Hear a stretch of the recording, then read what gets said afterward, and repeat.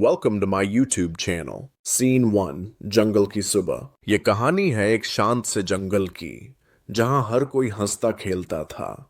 पर एक था जो हमेशा चुप रहता था, कछुआ चंपक। मीना मैना हंसते हुए।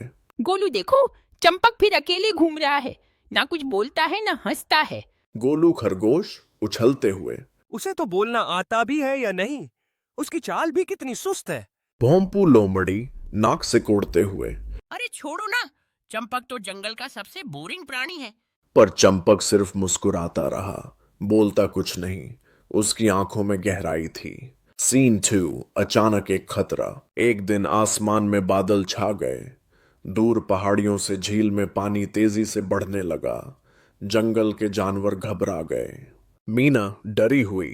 देखो, झील का पानी बढ़ रहा है। भालू बबलू।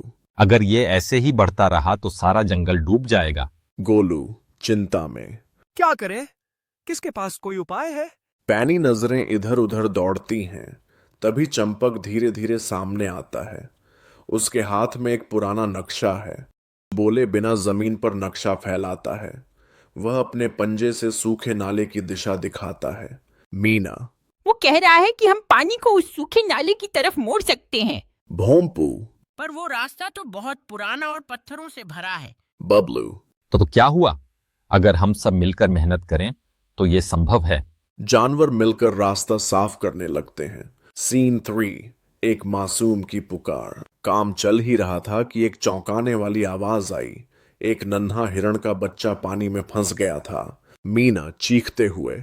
कोई मदद करो, वो बच्चा बह जाएगा। गोलू घबराया। उसे बचाने कोई कैसे जाएगा? पानी तेज है।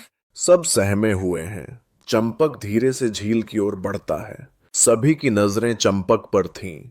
वह चुपचाप एक पुरानी पेड़ की सुरंग की ओर इशारा करता है। एक गुप्त रास्ता जिससे झील तक पहुंचा जा सकता था। साओ।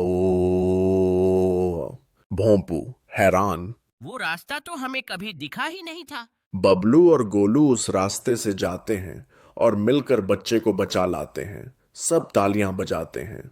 सीन 4, कद्र की समझ। बाढ़ का पानी अब सूखे नाले से बह रहा था। जंगल फिर से सुरक्षित था। जानवरों की आंखों में अब सम्मान था, चंपक के लिए।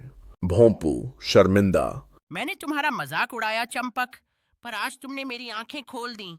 गोलू गंभीर। तुमने हमें सिखाया कि समझदारी, धैर्य और निस्वार्थता बोलने से ज्यादा जरूरी होती है। बबलू चंपक को फूलों की माला पहनाता है। सब खुशियां मनाते हैं। सीन 5, धन्यवाद उत्सव। कुछ ही दिन बाद पूरे जंगल में धन्यवाद दिवस मनाया गया, चंपक के सम्मान में।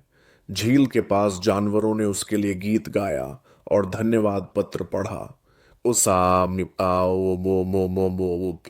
मीना एक कागज पढ़ती है। मीना। चंपक, तुम्हारी चुप्पी में हमें वो आवाज मिली जो हम सब में खो गई थी।